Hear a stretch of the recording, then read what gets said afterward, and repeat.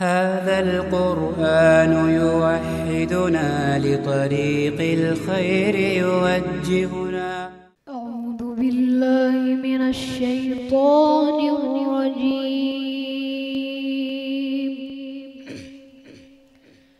بسم الله الرحمن الرحيم.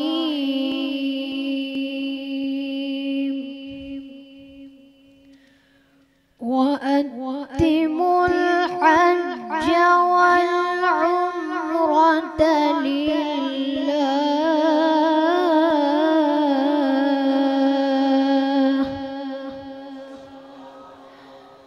فإن أحصرتم فما استيسر من الهدي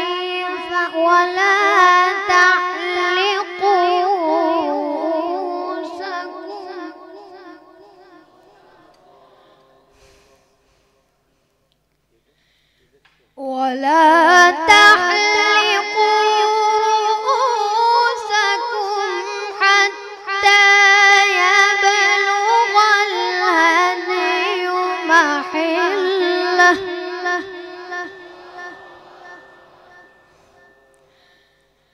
فمن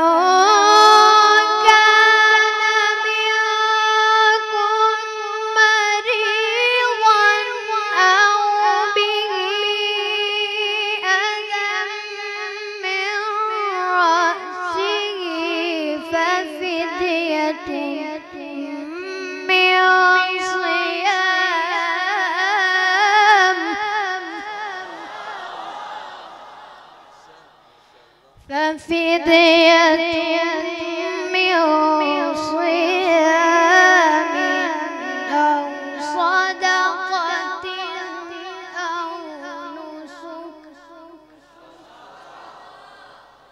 فإذا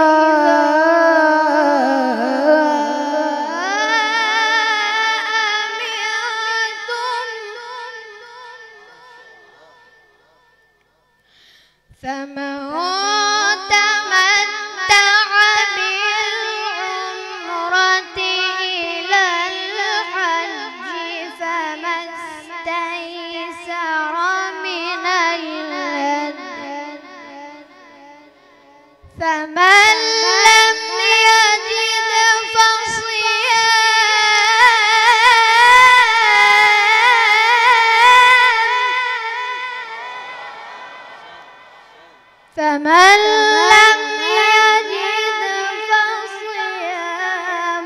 ثلاثة أيام في الحج وسبعة إذا رجعتم،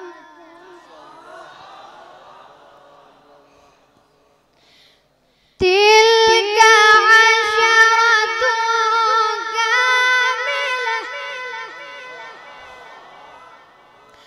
ذلك لمن لم يكن أهله حاضر المسجد الحرام.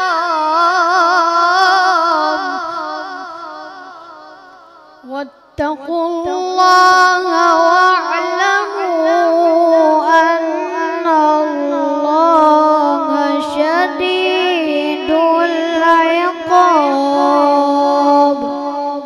صدق الله.